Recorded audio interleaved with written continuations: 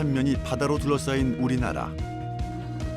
이 깊은 바다 속에는 무엇이 살고 있을까? 해조류가 이뤄낸 바다숲 주변으로 모여드는 다양한 해양 생물들. 해조류는 바다를 형성하는 1차 생산자이자 어민들의 생계를 책임지는 중요한 수산 양식이기도 하다.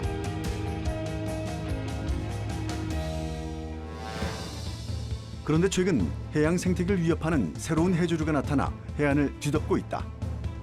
이런 피해로 해조류가 넘치는 지역도 있지만 기후 변화로 인한 수온 상승 등 여러 가지 원인들로 인해 바닷속에서 해조류가 빠르게 사라지고 있는 지역도 있다.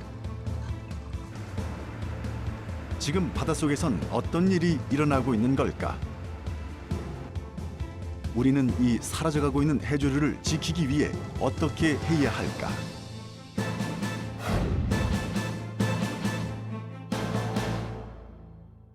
바다에서 해파리 못지않게 속을 썩이는 것이 있습니다. 바로 괭생이 모자반이라고 하는 건데요. 해조류의 일종인데 해상에서는 조업과 그리고 양식장에 피해를 주고 또 갯가에서는 악취를 내뿜기도 합니다. 지난 겨울 제주도와 전남 해역을 뒤덮은 황갈색의 해조류가 출현했다. 강한 바람과 함께 대량 유입되면서 해안 경관을 망치고 수확을 앞둔 김 양식장에 막대한 피해를 주고 있는데 어민들은 어업에도 손을 놓고 이 해조류를 뜯어내느라 고군분투하고 있다. 이렇게 어민들의 양식장을 망치고 해안을 점령해버린 곳의 정체는 갈조류의 일종인 괭생이 모자반. 제때 처리하지 못해 방치할 경우 지독한 냄새까지 풍겨 바다의 골칫거리다.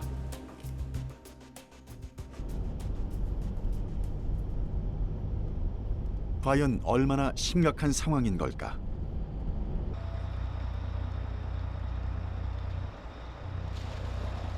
이를 확인하기 위해 찾아간 곳은 전라남도 진도군에 위치한 송군항 주변.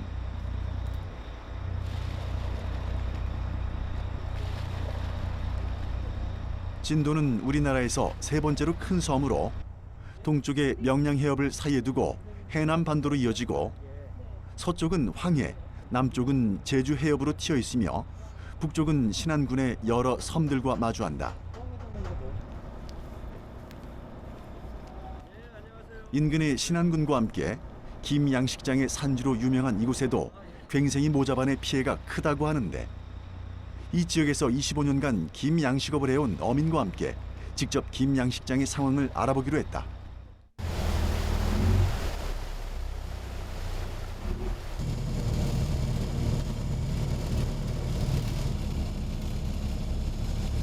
오늘은 가서 어떤 일을 하시나요? 양식장에 한번 둘러보고요. 또 괭생이 모자반이 어떻게 좀 붙어 있는가도 보고 또 괭생이 모자반 때문에 뭐 실을 못 붙이는 경우도 있으니까 그 양식장 좀 보고요.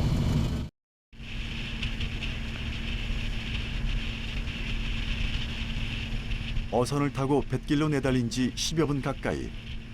안바다로 들어가니 푸른 바다 위를 길게 수놓은 김을 볼 수 있었다. 지금 이 양식장의 상황은 어떨까? 여기가 지금 김 양식장입니다. 여기 양식장은 저 괭생이 피해를 보지 않아가지고 지금 작황이 좋네요. 우리는 조금 더 가야 되나요? 충무님 하시는 거? 예, 저는 좀 더 갑니다. 네네. 자, 양식장으로 가시려면은 작은 배로 타시게요. 더 깊은 바다로 들어가기 위해 작은 어선으로 갈아타고 또다시 10여 분 남짓 달려 도착한 곳. 수확이 얼마 남지 않은 긴발 위에 붙어있는 괭생이 모자반을 발견할 수 있었는데 이 정도는 심한 편이 아니라고 한다.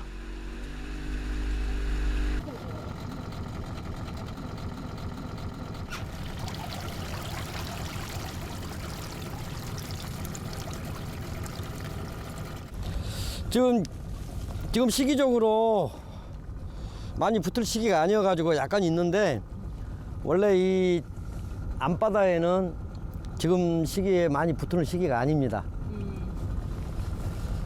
이게 많이 붙어 있을 때는 이 양식장 전체를 딱 덮어버려요. 근데 지금은 좀 조금밖에 없네요. 괭생이 모자반은 길이가 최대 5m에 이르는 대형 갈조류. 김발에 모자반이 엉키면 이를 떼어내다 채취해야 할 김도 떨어져 나간다고 한다. 앞으로 한 4월 달쯤 되면은 또 엄청난 양이 또 몰려올 거라고 예상을 합니다, 지금. 예전에 피해가 약 한 3년 전에 양식장을 거의 뭐 망치다시피 했죠. 김 채취를 하면서 뜯어낸 당시의 사진을 보여주는 정현호 씨. 아예 수확을 포기할 정도였다고 하는데 보편적으로 김 채취를 하면은 약 한 20줄에서 30줄을 11월, 12월 달에 와가지고 한참 뭐 씨를 부착해야 될 시기에 와가지고 네. 부착을 못하고 완전히 포기를 했었네요. 그리고 수확할 시기 네. 엄청 걸렸죠. 네. 수확할 시기에 어. 이 많은 양이 걸려가지고 수확을 포기를 했어요. 그 정도로 심각했죠. 김 양식은 보통 가을인 9월 말에서 10월에 인공적으로 김 종자를 붙여서 기르고 11월 말부터 다음해 2월까지 싹이 자라면 여러 번 채취에 말린다. 때문에 이 시기에 유입되는 괭생이 모자반은 김 양식에 매우 치명적이다. 그럼 이게 괭생이 모자반을 그냥 제거만 하면 되는 줄 알았는데 김이 아예 팔리지가 않아요? 그럼 예, 그렇죠. 이게 네. 양식장에 걸리면은 네. 김하고 같이 커요. 그래가지고 뭐 손으로 뜯어낸다 해도 100% 다 뜯어낼 수는 없지 않습니까? 네네. 예, 이제 김 해가지고 입판장에 가면은 이물질이 있다고 해가지고 가격은 약 한 4분의 1 정도? 예, 손해가 엄청 납니다. 바다 안으로 좀 더 들어가 보니 아예 종자를 붙이지 못한 발도 있었는데 괭생이 모자반이 밀려들자 그 피해를 예상해 아예 수확을 포기한 것. 어민들의 어업을 망치고 생계까지 위협하고 있지만 이들이 할 수 있는 일은 그리 많지 않다.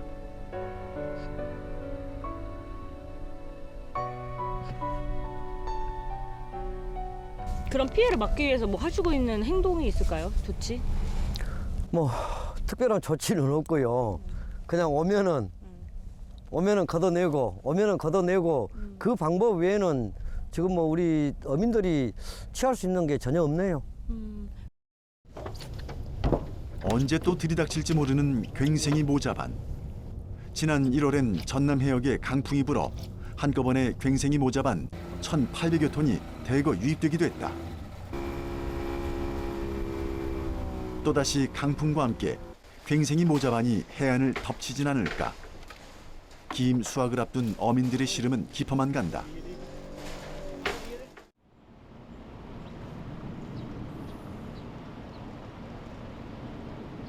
괭생이 모자반으로 인한 피해가 커지자 해양수산부와 국립수산과학원은 올해부터 3년간 과학적인 예찰 예보 계책 구축 및 세부적 대응 지침 마련을 위한 본격적인 연구에 들어갔다.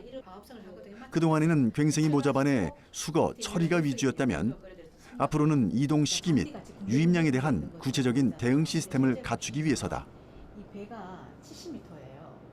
이러한 현상이 언제 일어나고 얼만큼 우리나라에 유입되는지에 대한 게 정보가 없거든요. 그리고 또 문제되는 게 이런 현상이 이제 지속된다는 게 문제가 되고 더 큰 문제는 괭생이 모자반이 생태적으로 어떤 특성을 갖고 있는지에 대한 연구가 아직까지 제대로 되어 있지 않다는 게 우려되는 상황입니다.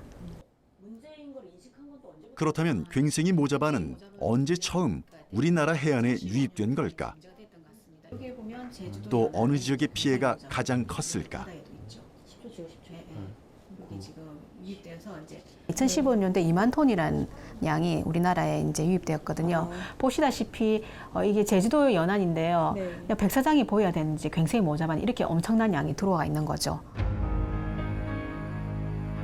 지난 2015년부터 제주도와 전남 지역을 중심으로 대거 유입되면서 매년 바다의 불청객으로 불리고 있는 괭생이 모자반.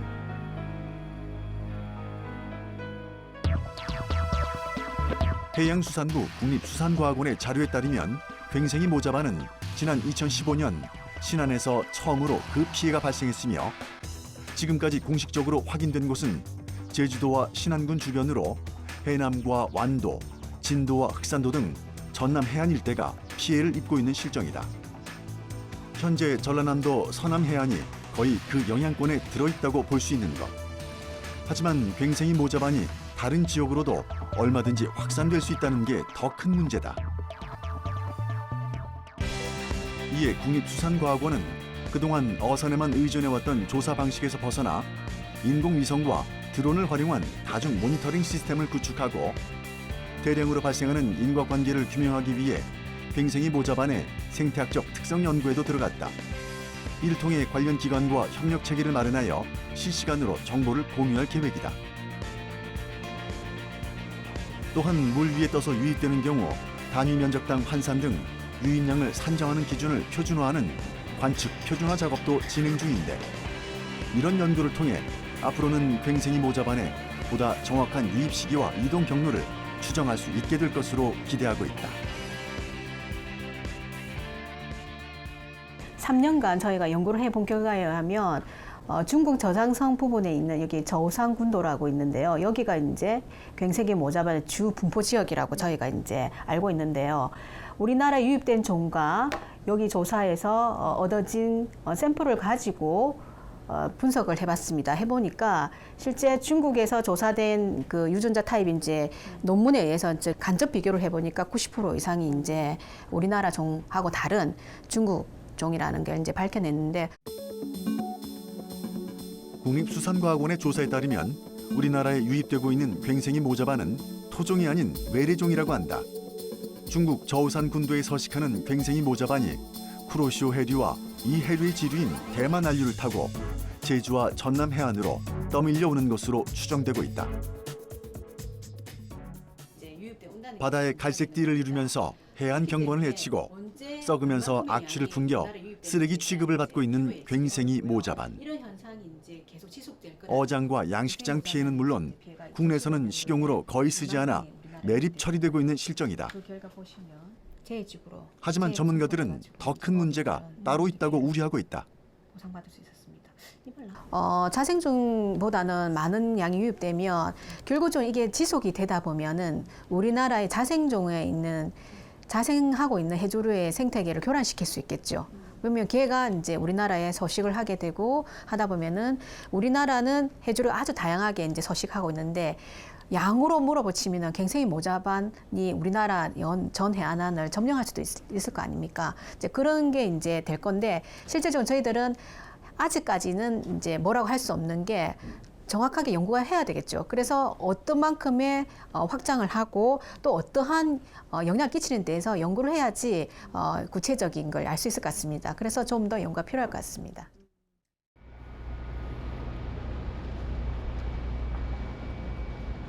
전라남도 진도군에 있는 수품항. 진도군의 대표적인 항구인 수품항은 국가 지정항으로 어종이 풍부하여 오래전부터 이곳 어민들의 생활 근거지였다. 우리나라의 대표적인 김 생산지로 늘 김어선으로 붐빈다. 천혜의 자연 환경을 그대로 보존하고 있는 전형적인 섬마을의 모습을 볼 수 있는 곳이기도 하다.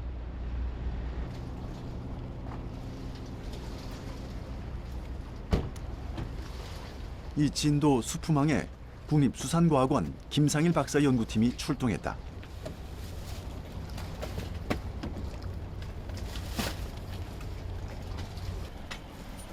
바로 괭생이 모자반 개체군 모니터링을 하기 위해서다.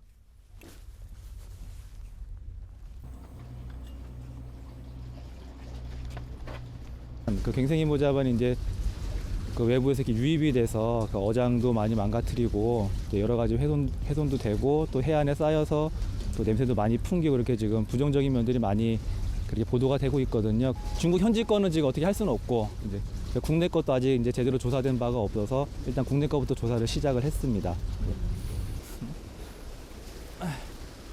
이번이 세 번째로 이루어지는 개체군 모니터링 현장 조사. 작년 12월부터 본격적으로 연구에 들어가 한 달에 한 번씩 개체군의 변화를 살펴보고 있다.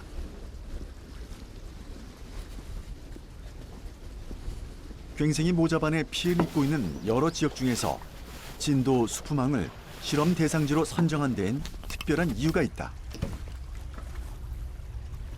그 진도 같은 경우는 참모자반 그리고 식용으로 이용하는 모자반도 좀 많이 자라고 있습니다. 그래서 여기 보시면 같이 지금 갱생이 모자반이 서식하고 있어요. 그래서 참모자반도 같이 어떤 영향이 있을지 그런 부분에 대해서 함께 조사하고 그런 부분에 있어서 진도를 선택하게 됐습니다.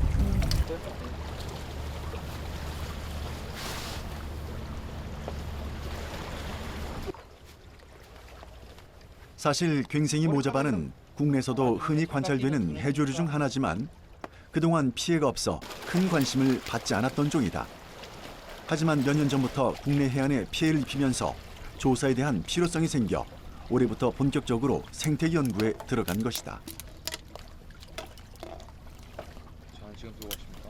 지금 오늘 이렇게 바다 들어가서 어떤 걸 구체적으로 체크하시는 건가요? 네, 저희가 지금 여기 구역을 설정해 놓고 보이지는 않지만 제가 이렇게 물 속에다가 이렇게 구역을 딱 만들어 놨어요.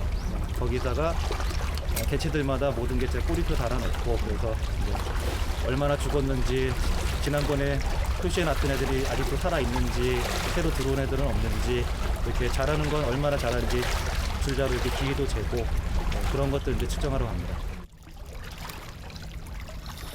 일반적으로 괭생이 모자반은 1월에서 6월까지 많이 유입되며 특히 3월부터 5월까지 집중적으로 피해를 입힌다.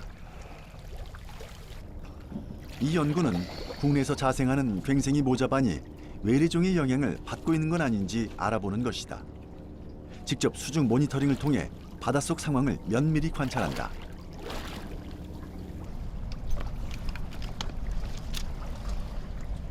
수중 연구가 진행되는 동안 물 밖에서도 다른 조사가 함께 이루어지고 있다. 조사하고 있는 해역의 환경을 분석하기 위해 해수를 채집하고 수온과 염분 등의 해양 데이터를 모으는 일 등이다.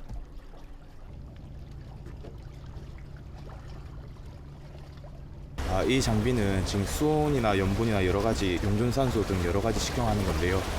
이제 이걸 측정하는 이유가 이제 저희가 조사하는 갱생이 모자반이 자생하고 있는 이 지역에 대한 기초적인 자료들을 수집하기 위해서 이 갱생이 모자반이 자랄 때 어떤 환경에서 자라는지 저희가 알아보려고 이런 장비를 이용해서 측정하고 있습니다.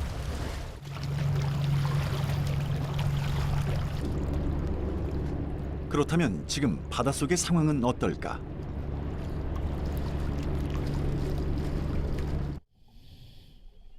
생태 모니터링은 각 지점마다 약 1시간 정도 진행하는데 지정된 구역 안의 토종 모자반이 잘 자라고 있는지 환경적인 영향은 어떻게 받고 있는지를 주로 살펴보게 된다.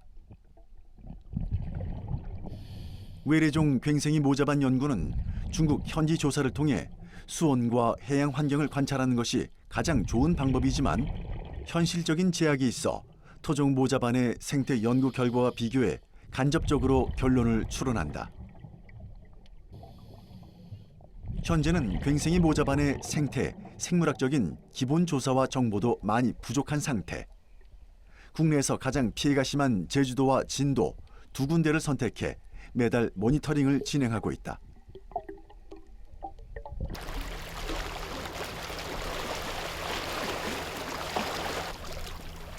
이번 달 생태 모니터링도 무사히 끝났다.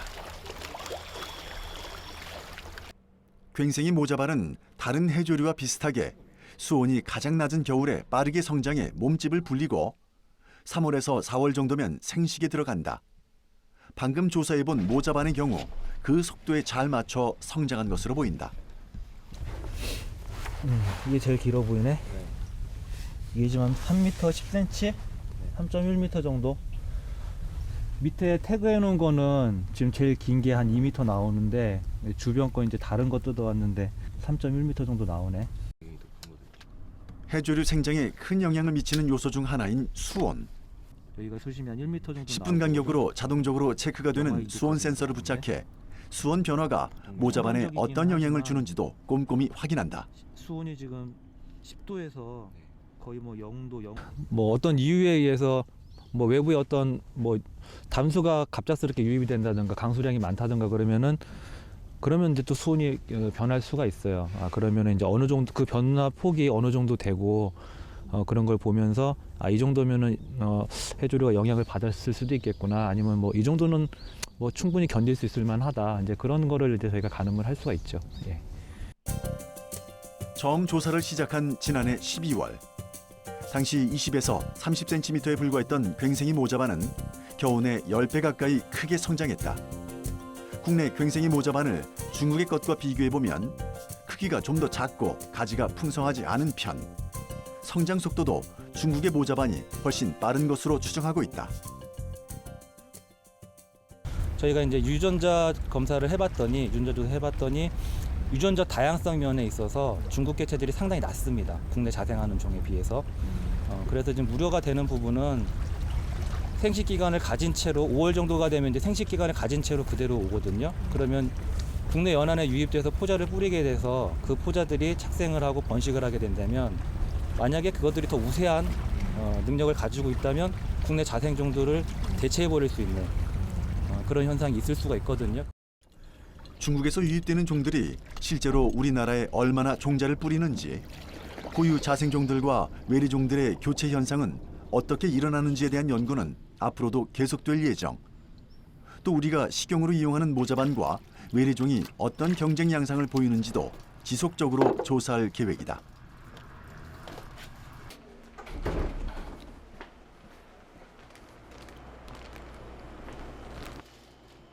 이를 위해 김상일 박사 연구팀은 지난 2월 동중국해에 나아가 직접 괭생이 모자반을 채집해왔다.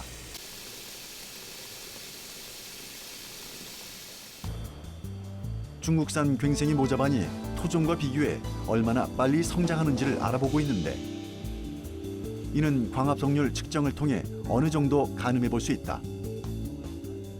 광합성률이 가장 높은 계절을 알아내면 모자반의 생식 활동 시기를 파악할 수 있다.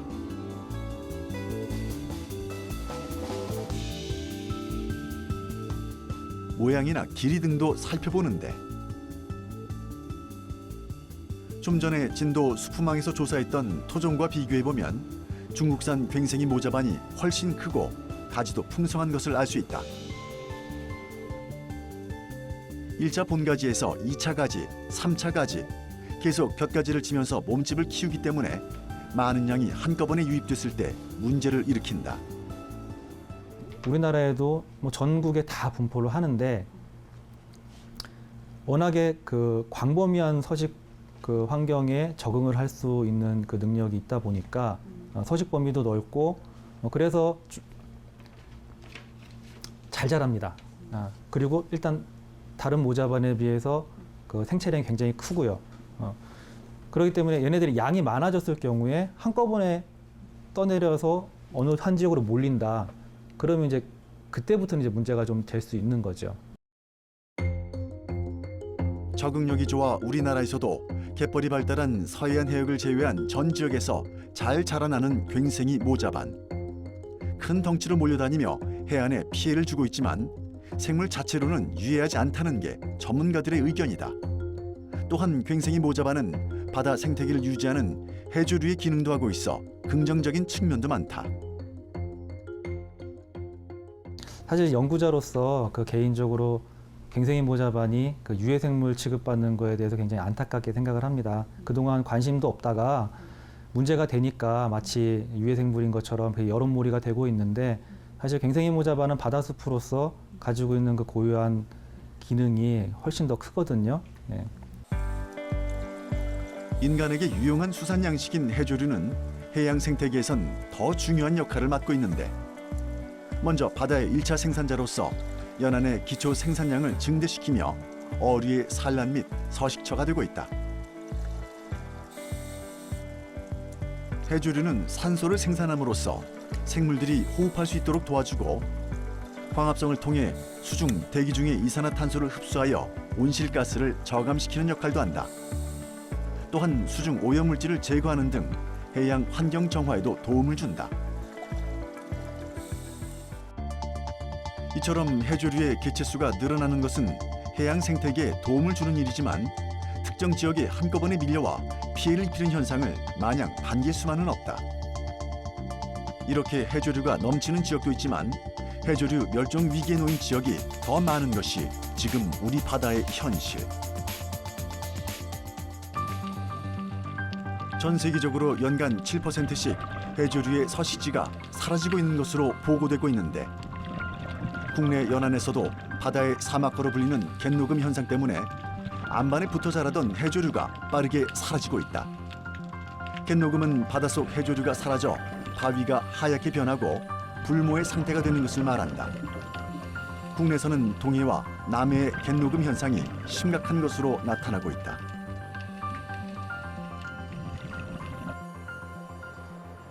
나날이 황폐해져가는 바닷속 생태계를 살리기 위해 한국수산자원관리공단에서는 갯녹음 현상에 대한 원인을 규명하고 대책을 마련하는 일에 발벗고 나서고 있다.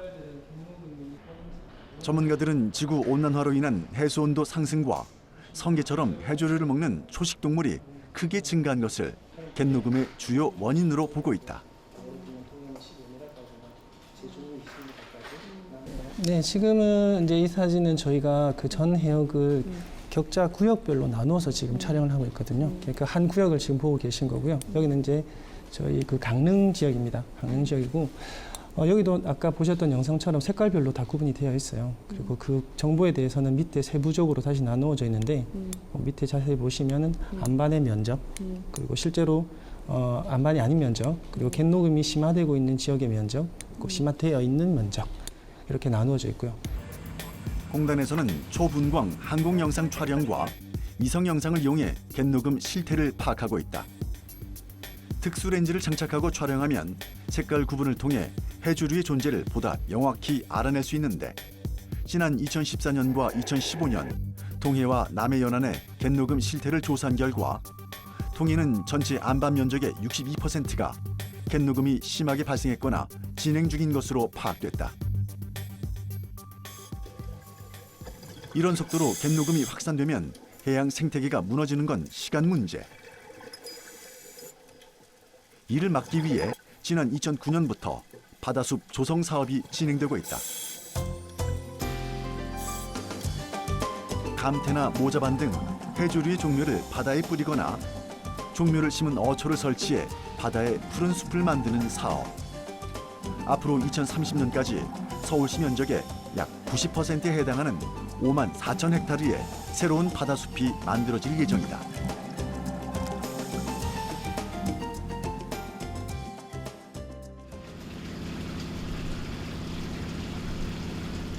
부산의 대표적인 항구인 대변항. 기장의 자랑인 멸치축제가 열리는 항구로 미역맛이 좋기로도 소문난 곳이다. 최근 이 지역의 갯녹음 현상도 심화되고 있다고 하는데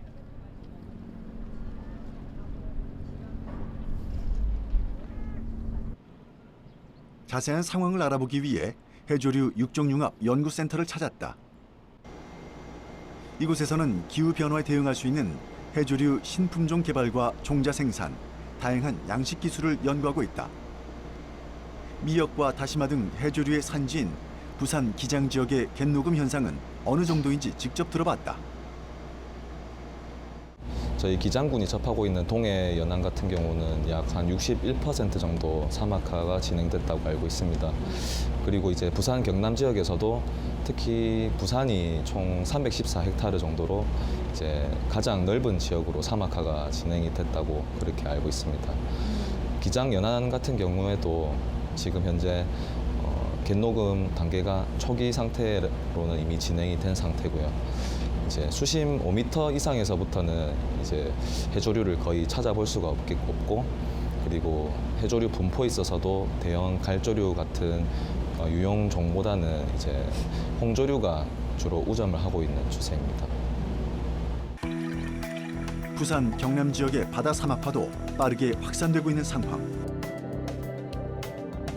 이렇게 바다 사막화가 계속 일어나면 대형 해조류가 붙어살 환경을 잃게 되면서 전복이나 소라 등의 먹이 부족과 서식지 감소로 이어지고 2차 소비자인 어류의 서식장과 산란장도 사라지게 된다. 결국 해조류가 사라지면 어족 자원의 고갈로도 이어지게 되고 어민들의 어업 손실이 불가피해진다. 이로 인한 우리나라 전체 경제적 피해액은 약 700억 원대에 이르는 것으로 추정되고 있다.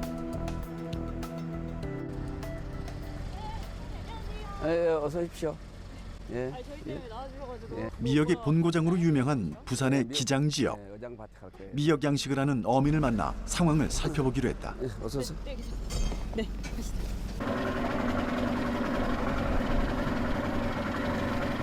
대변항에서 양식장까지는 그리 멀지 않은 거리다.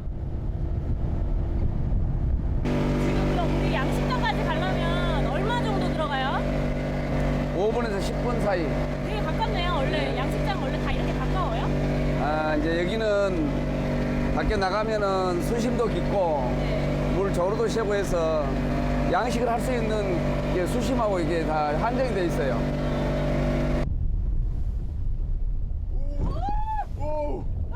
기장 앞바다는 동해 한류와 남해 한류가 교차하는 지점으로 미역 양식의 최적의 입지를 가졌다.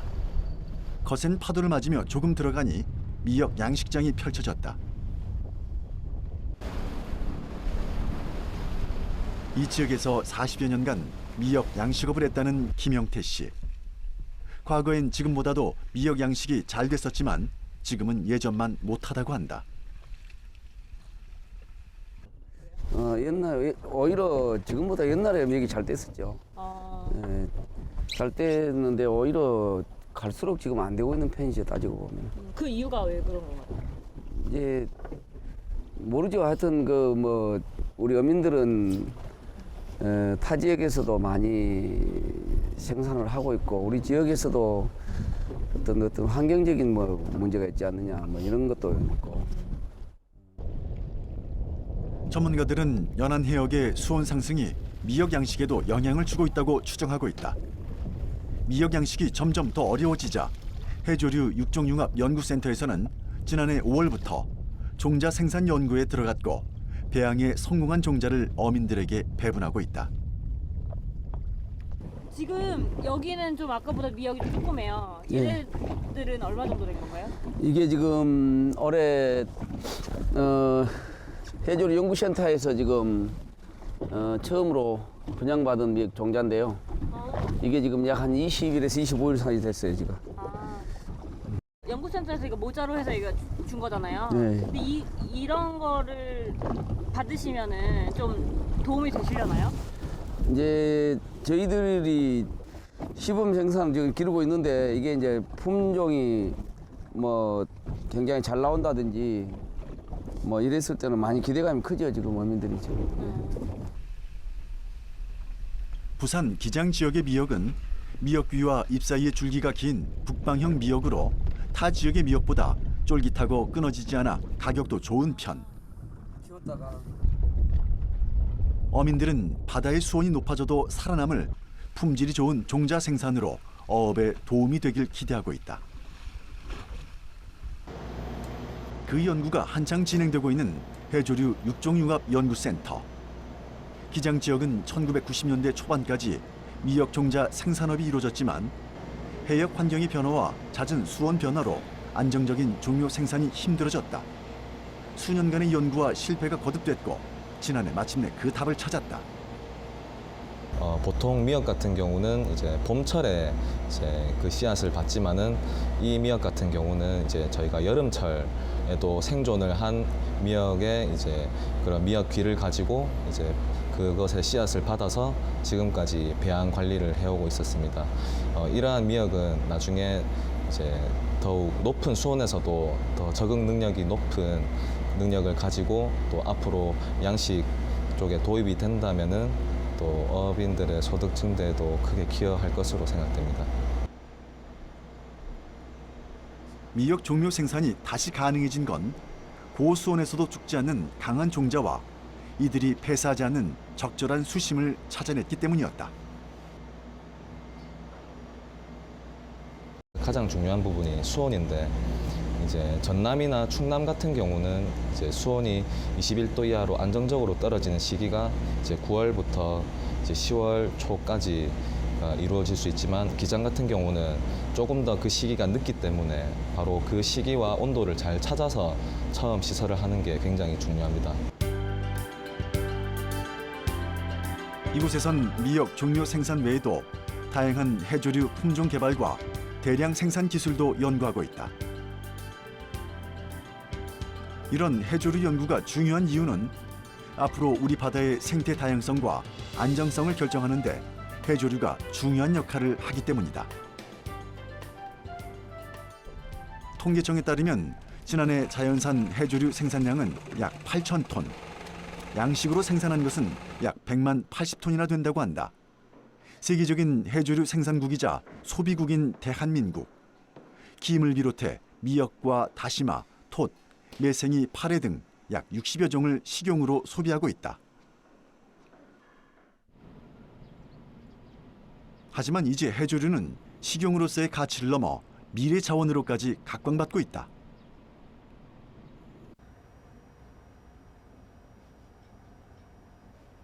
부경대 김성구 교수는 일찍부터 폐해조류가 가진 잠재적인 가치에 주목해왔다.